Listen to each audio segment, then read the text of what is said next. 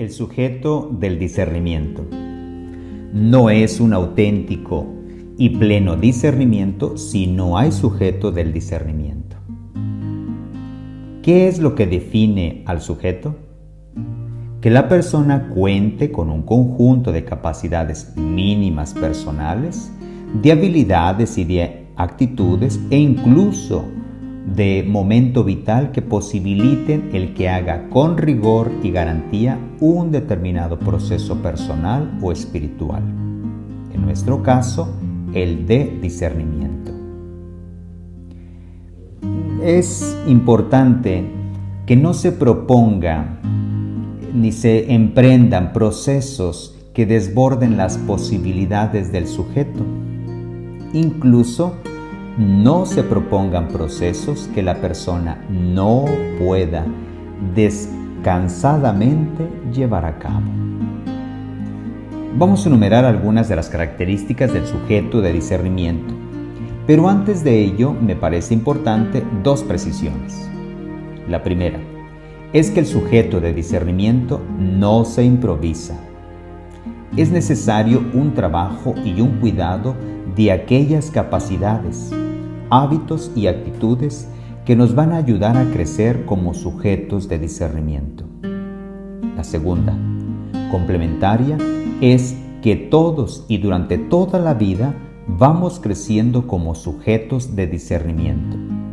Ni nacemos siéndolo, ni llegamos nunca a serlo en plenitud, pero supuesto un mínimo necesario y conseguido, el mismo ejercicio de discernimiento nos ayudará a crecer como sujetos.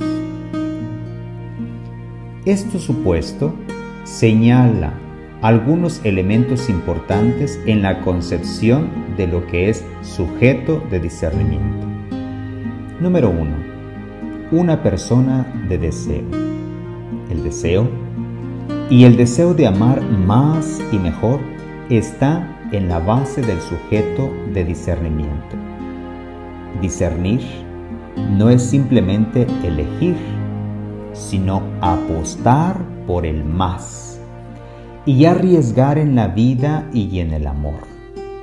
Y eso se fragua en un deseo vivo de responder al amor que uno ha recibido. En el fondo del deseo y como sustento vital del discernimiento está el agradecimiento.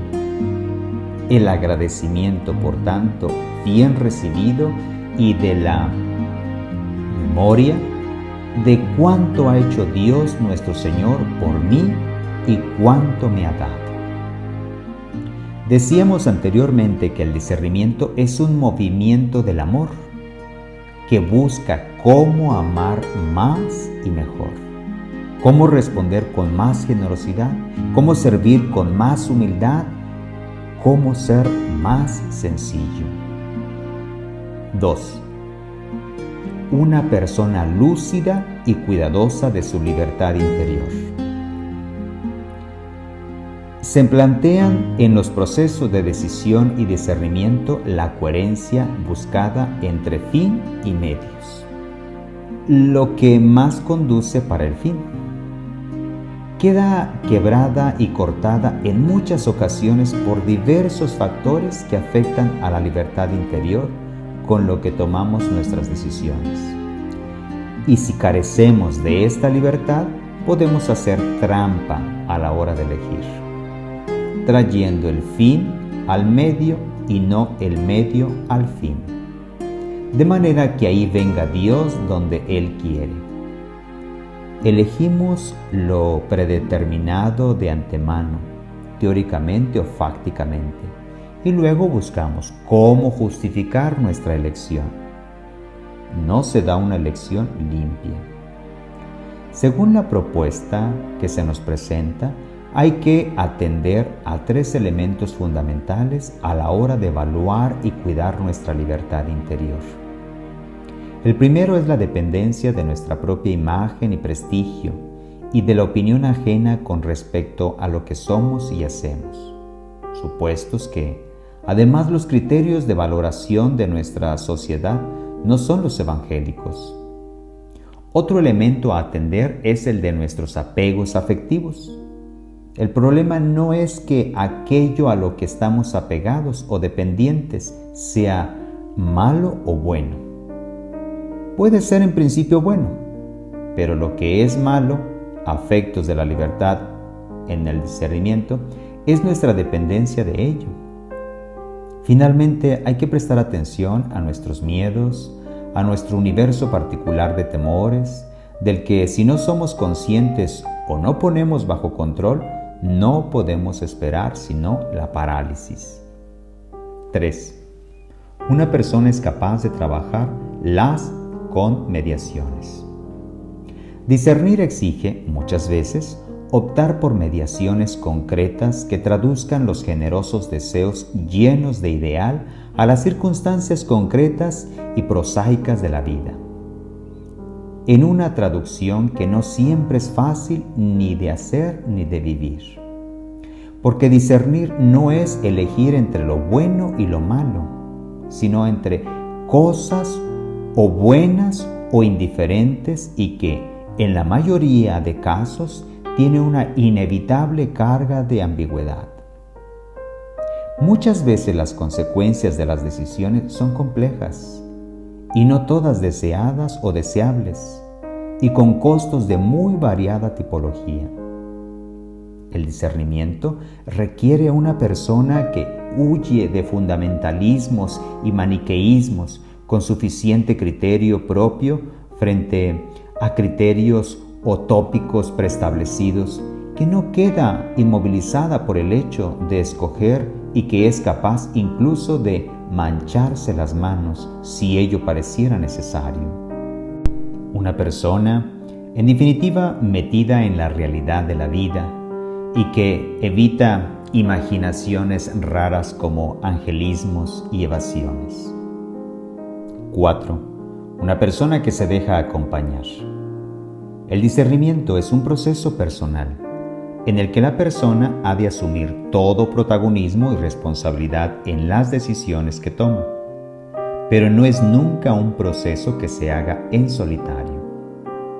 Por su propia experiencia, es muy consciente de los engaños y desenfoques que se pueden dar y se dan cuando los procesos espirituales y los procesos de discernimiento se abordan en solitario. Esto lo parte el que ha fundado los ejercicios espirituales y nos lo hace llegar como una experiencia, Ignacio de Loyola. El sujeto del discernimiento ha de tener una disposición afectiva y efectiva de dejarse acompañar y una experiencia previa y propia de acompañamiento.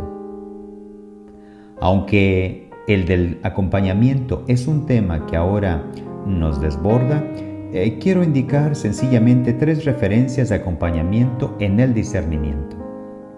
La primera es la de un acompañamiento personal de alguien con quien más de cerca vamos confrontando nuestro proceso. Otra es una referencia grupal o comunitaria que ayuda, entre otras cosas, a que los deseos se mantengan presentes y vivos y a sentirnos acompañados en nuestras dificultades y estimulados en nuestros decaimientos. Finalmente, todo discernimiento cristiano ha de tener siempre la referencia de la contemplación de la persona de Jesús, en quien se expresan de un modo sublime todos los matices del amor. 5. Una persona humilde que acepte que se puede equivocar. El discernimiento, incluso el mejor posible, no es una garantía de infalibilidad. Podemos equivocarnos. Con el discernimiento buscamos la honestidad con nosotros mismos, con Dios, con los demás, la verdad en nuestra vida. Queremos acertar y ponemos todo lo que está en nuestras manos para ello, pero no siempre vamos a acertar en el resultado, en la decisión, aunque sí acertemos en la actitud. El discernimiento no acaba con la toma de decisiones que sea, sino que pide y espera confirmación. La confirmación de la vida de que, efectivamente, nuestra decisión ha sido la correcta en términos evangélicos. y la vida unas veces, seguramente las más, confirmará nuestra decisión, pero otras la desmentirá y nos obligará a repensar las cosas. Por eso, la persona que quiere ser un buen sujeto de discernimiento ha de ser una persona humilde, que rechace toda tentación de infabilidad y que esté dispuesta a esperar y escuchar lo que la vida le va diciendo acerca de las decisiones que va tomando. Y el que se equivoque, es decir, que la vida le ponga de manifiesto el error de alguna de sus decisiones, no significa necesariamente ni que haya hecho mal el discernimiento ni que sea incapaz de hacerlo. Significa simplemente que es humano. Eso es, que a veces nos cuesta tantas veces aceptarlo. Los diversos modos y tiempos del discernimiento. Ya el fundador de los ejercicios espirituales indica en su mismo libro que hay diversos tiempos y modos de hacer discernimiento, es decir, que hay diversas modalidades de discernimiento y que las circunstancias diversas hacen aconsejable la utilización de una u otra. Es un error pensar que solo hay una forma y manera de hacer discernimiento, o que solo podemos hablar de elección si se hace un único y determinado proceso de una única y determinada manera. Discernimiento supone atención a las mociones interiores y actitud y clima orante. Pero asegurando esto, las formas pueden ser muy diversas. Nada de ello excluye la consideración racional de argumentos o razones, sino que incluso es conveniente. Pero la mera consideración racional de argumentos no es un discernimiento. Todo esto supuesto, creo que en la práctica nos son posibles y útiles tres formas diversas de discernimiento. Inciso A. El discernimiento cotidiano, que tiene que ver con la atención y el cuidado con los que vivimos nuestra vida cotidiana y que van haciendo posible que nuestras pequeñas decisiones cotidianas tengan tono evangélico. Su estructura básica es el examen, un sencillo ejercicio habitual de acción de gracias que nos motiva para vivir agradecida y generosamente y que nos mantiene despiertos y vivos sobre nuestra libertad. B. Otra forma de discernimiento es la que utilizamos cuando, al tener que tomar decisiones de cierta envergadura o trascendencia, las señalamos y aislamos y pedimos o nos damos un tiempo para decidir sobre ellas. No es este un tiempo vacío. No se trata simplemente de dejar pasar el tiempo. Es un tiempo en el que estamos particularmente atentos a nuestros sentimientos y movimientos interiores. Cuidamos mucho la oración y al acompañamiento.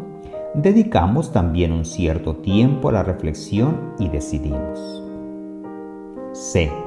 Finalmente, puede suceder también que, ante decisiones de trascendencia en la vida y siendo ello posible, hacemos un esfuerzo más intenso de discernimiento, sea en la vida o en un retiro. Obviamente, así como la primera de estas formas debiera ser cotidiana, la segunda puede darse con alguna frecuencia, mientras que la tercera se va a dar solo en contadas ocasiones. Nuestro autor y fundador de los ejercicios espirituales nos habla no solo de la elección, sino de la reforma de vida. Consiste esta no tanto en la elección concreta de una opción u otra, sino en que en el contexto de una experiencia personal o espiritual, ejercicios, curso de formación, experiencia de voluntariado, etc., hago una mirada o revisión sobre mi vida, mi modo de vivir y capto las llamadas que me hace el Señor, directa y por las mediaciones humanas con las que me encuentro, a reformar o vivir de otro modo algunas de las facetas de mi vida. Por poner algunos ejemplos, no voy a hacer unos ejercicios para elegir nada. Pero el proceso mismo de los ejercicios, esos momentos de oración espiritual, me van poniendo de manifiesto aspectos de mi vida que necesitarían mejora o reforma. O inicio un proceso de formación sin un objetivo concreto predeterminado, pero a lo largo del mismo he descubierto elementos que pueden ser útiles para mi vida y los incorporo.